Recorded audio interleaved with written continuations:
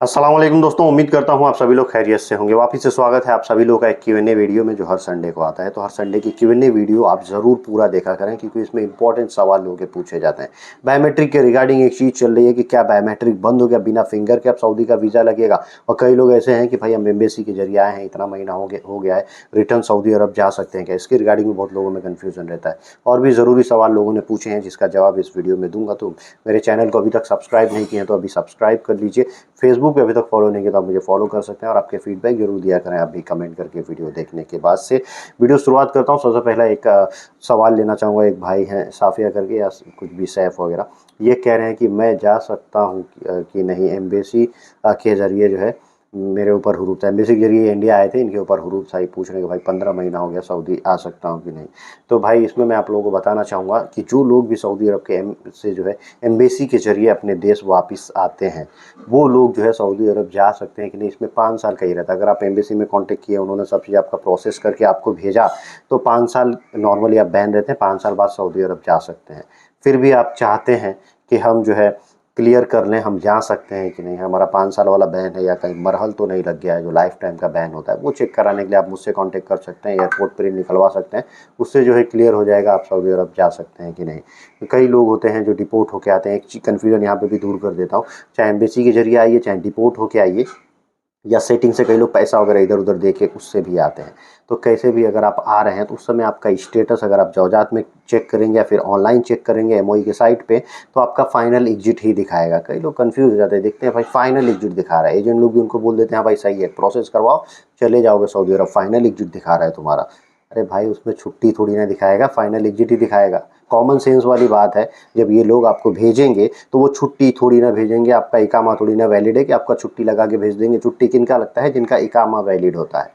अब जो आप खुद ही लीगल हैं सेटिंग से या ऐसे वैसे करके आप आ रहे हैं तो वो फाइनल एग्जिट ही दिखाएगा, वो री एंट्री नहीं दिखाएगा। री एंट्री का मतलब कि आप आए हैं दोबारा फिर से आप जा सकते हैं उस एक टाइम पीरियड में, और फाइनल एग्जिट का मतलब आप इस पे अब दोबारा नहीं जा सकते। तो ये कन्फ्यूजन जो है दूर कर लीजिए। एक ही पेपर होता है बैन पेपर, एयरपोर्ट प्रिंट जिसको बोलते हैं, उससे क्लियर होता है कि आप सऊदी अरब जा सकते हैं कि नहीं दोबारा, अगर आप किसी भी तरह के वायलेशन में वहाँ इन्वॉल्व थे। तो एक भाई का और काफ़ी जो है इंपॉर्टेंट सवाल है, महफूज नामी कह रहे कि सऊदी अरब से 90 डेज की छुट्टी आया हूँ तो 90 डेज के मिड नाइट तक सऊदी अरब में एंट्री ले सकता हूँ क्या? तो जो लोग भी सऊदी अरब से छुट्टी आते हैं उनके पास एक पेपर होता है एग्जिट री एंट्री का, उस पर लिखा होता है कि इस डेट से पहले आपको सऊदी अरब में एंट्री करना है। तो वो चीज़ का आप ख्याल रखें। और एक चीज़ और ध्यान में रखें, 90 दिनों के लिए आप आए हैं तो 90वां दिन आप वहाँ पे जो है रात तक नहीं पहुँच सकते हैं, मगरिब से पहले। मतलब जिस दिन आपका एक्सपायरी है उस दिन मगरिब से पहले पहले आप सऊदी अरब पहुँच जाइए। कोशिश करिए कि 1-2 दिन पहले ही एक्सपायरी के आप पहुँच जाए। अगर आप उसमें कन्फ्यूज़ होना था क्योंकि वहाँ पे जो है ना वो लोग कैलकुलेट करते हैं अरबिक डेट से, अरबिक डेट से वहाँ पे कैलकुलेट होता है और अरबिक डेट जो चेंज होता है वो मगरिब बाद चेंज हो जाता है। अब आप समझते हैं कि भाई मैं मिड नाइट पहुँच जाऊँ जिस दिन एक्सपायर हो रहा है मेरा री एंट्री वीज़ा, तो मेरी सऊदी में एंट्री मिल जाएगी, वहाँ से आपको वापस कर देंगे, दिक्कत हो जाएगा आपको। तो इसका ध्यान रखिए। एक भाई है बशीर इमाम करके, ये कह रहे हैं कि मैं सऊदी अरब 90 डेज़ के वीज़ा पे आया हूँ, मेरा इकामा नहीं बना हुआ है, कफ़ील अच्छा नहीं है, मुझे घर जाना है, कैसे वापस जा सकते हैं? स्पेशल वीडियो बना दो इस पर। भाई देखिए, जो लोग भी सऊदी अरब जाते हैं, आप 90 डेज़ के वीज़ा पे गए हैं, वीज़ा की वैलिडिटी 90 डेज़ होती है वर्क वीज़ा की। तो मैं ये मतलब आपको बता रहा हूँ, आप हो सकता है कि वर्क वीज़ा पे गए होंगे या शॉर्ट टाइम वर्क वीज़ा पे गए हैं। शॉर्ट टाइम वर्क वीज़ा पे इकामा नहीं बनता है, आप वर्क वीज़ा पे ही गए होंगे। वीज़ा की वैलिडिटी 90 डेज़ रहती है, उस 90 डेज़ में वो वीज़ा इकामा में कन्वर्ट होता है, आपका इकामा बन जाता है। अगर इकामा नहीं बनता है 90 डेज़ में तो उसके बाद आप कहीं और ट्रांसफ़र ले सकते हैं। अगर इस 90 डेज़ में आप कहते हैं कि कफ़ील अच्छा नहीं है, मेरे को जम नहीं रहा, मेरे को वापस जाना है, तो भैया आप अपने एजेंट से कांटेक्ट करिए। इससे पहले कि इकामा बन जाए उससे पहले ही कांटेक्ट करिए, ऑफिस से कांटेक्ट करिए, कफ़ील को बोलिए। कैसे भी ये यही 3 चीज़ें होती हैं, तरतीब करके आप आ सकते हैं। नहीं तो आप वहाँ से भाग जाएंगे तो हुरूफ डाल देगा, यानी आपका कॉन्ट्रैक्ट भी कैंसिलेशन में डालेगा, आप जो है वायलेटर हो जाएंगे वहाँ पे। तो ये चीज़ का आप ध्यान रखिए। इकामा नहीं बना है तो आदमी जब तक जो है चाहे तो वापस आ सकते हैं। एक बार इकामा बन गया तो उसका पैसा आपसे मांगने लगेंगे, भैया इतना पैसा दे के जाओ। तो ये चीज़ आप ध्यान रखिए। एजेंट से या ऑफिस से या फिर वो कफ़ील से ही अपनी बात करिए, वो लोग अगर मान जाते हैं तो आपको वापस आने मिल जाएगा। एक चीज़ काफ़ी जो है ट्रेंडिंग में चल रहा है, समझिए एक तरह का स्कैम एजेंट लोग कर रहे हैं, छोटा मोटा स्कैम। मुसानत के रिगार्डिंग है, मुसानत के बारे में एक भाई ने सवाल किया, क्वीन करके इनका चैनल कर, मुसानत के बारे में एक वीडियो बनाओ, पुराना मुसानत डिलीट करके नए मुसानत कैसे बनता है। भाई पुराना मुसानत जो डिलीट में मैं कई बार बता चुका हूँ, एजेंट लोग इसमें काला कांडी कर रहे हैं। क्या करते हैं ना, किसी भी डोमेस्टिक वर्कर का, खास करके हाउस ड्राइवर वगैरह का, फट से लेते हैं पासपोर्ट और लेते ही मुसानत बनवा देते हैं, डाल देते हैं भाई लो इसका मुसानत बना दो ऑफिस वाला। अब ऑफिस वाला तो मुसानत बना दिया, आपका कहीं उस एजेंट से नहीं जमा, आपने दूसरे ऑफिस पे लगाया तो आपका पहले ही मुसानत दिखाएगा, डोमेस्टिक वर्कर में लगाएंगे तो वो कैंसिल ही नहीं हुआ। और जब तक वो मुसानत कैंसिल नहीं होगा आप दूसरे ऑफिस में अप्लाई नहीं कर सकते, वो भी आदमी कुछ नहीं कर पाएगा। तो फिर आप एजेंट को बोलेंगे, जैसे तैसे नंबर लेके उस ऑफिस वाले से बात करेंगे, भाई मेरा ये मुसानत हुआ डिलीट कर दो। वो बोलेगा भाई मैं नहीं करूँगा, एजेंट से बात करो। तो एजेंट लोग आदमी ऐसे फंसाते हैं, स्कैम करते हैं। फिर उसके बाद से बात चालू होती है पैसे की डिमांड की, भाई इतना पैसा दो तो तुम्हारा मुसानत कैंसिल होगा। ये चीज़ें आजकल चल रही हैं, तो मैं बता रहा हूँ। तो किसी भी आप एजेंट को चूज़ करें तो अच्छे एजेंट को चूज़ करें, देखिए भैया ये सही है कि नहीं, आपके साथ कहीं मुसानत के नाम पे ही आपसे लूट-पाट तो नहीं कर रहा है। ये चीज़ें चल रही हैं, तो मैं आपको बता रहा हूँ। महेंद्र गोला करके ये कह रहे हैं कि भाई मैं जेल से आया 6 साल हो गया है, बायोमेट्रिक करवाया, वीज़ा भी बोले लग गया है, कोई दिक्कत तो नहीं होगी आगे। तो कई केसेज़ में जो है लोगों का वीज़ा लगने जाता है, वहीं से रिजेक्ट हो जाता है। कई केसेज़ में जो है लोगों का जो है वीज़ा लग जाता है, जो लोग वायलेटर रहते हैं, जेल वगैरह से आए रहते हैं, फिर वहाँ जाते हैं सऊदी अरब से, उनको डिपोर्ट कर दिया जाता है। ये चीज़ें चलती हैं। तो आप ये ध्यान रखें कि वहाँ जाने के बाद अगर आपका कफ़ील अच्छा है तो आपको वहाँ से निकाल सकता है, एयरपोर्ट से रिसीव करके लेके जा सकता है, बात-वात करके। तो ये चीज़ का ध्यान रखें। आपके साथ प्रॉब्लम हो सकता है कि हो जाए वहाँ पे, चूँकि आप बता रहे हैं कि आप जेल से आए थे, तो आपको एक चीज़ करना चाहिए था कि बैन पेपर निकलवाना चाहिए था। अभी टाइम है, आप चाहें तो बैन पेपर निकलवाने के लिए मुझसे कॉन्टैक्ट कर सकते हैं। वो पेपर निकाल लेंगे, आपका क्लियर हो जाएगा, आपके दिल में जो दग-दग है, जो डाउट है, वो भी क्लियर हो जाएगा। अगर उस पे बैन दिखाता है तो आप तो सऊदी अरब जाएँ, लेकिन कफ़ील से पहले बात कर लें कि भाई तुम मुझे यहाँ से निकाल तो लोगे एयरपोर्ट से। एक भाई है सैफ करके, कुवैत के मेडिकल के रिगार्डिंग इनका सवाल है। बहुत बेकार चीज़ें चल रही है भाई कुवैत के मेडिकल में। इतना मेडिकल अनफिट हो रहा है कि कुछ कह ही नहीं सकते। इनका भी ऐसा ही कुछ सवाल है भाई, कुवैत गम का अनफिट हो गया है, ऑनलाइन भी हो गया है, और उसी वीज़ा पे दोबारा गम का हो सकता है क्या 2 महीने बाद, वीज़ा एक्सपायर से पहले फिर से हो सकता है क्या? एजेंट बताया है कि दोबारा गम का हो सकता है। जवाब दें, देखिए आपका एक बार अगर गम का मेडिकल हो गया, वो ऑनलाइन अनफिट चढ़ गया, तो 2 महीने की उसकी वैलिडिटी रहती है। 2 महीने बाद आप गम का इशू कर सकते हैं। अगर आपका वीज़ा तब तक वैलिड है कुवैत का, तो आप जो है दोबारा से गम का करके उस वीज़ा को ले जाके फिर मेडिकल आप दूसरे सिटी में या फिर वहीं भी आप जहाँ मर्जी वहाँ का गम का निकलवा के करा सकते हैं। ये चीज़ है, पॉसिबल है, कोई दिक्कत नहीं है, वीज़ा वैलिड होना चाहिए।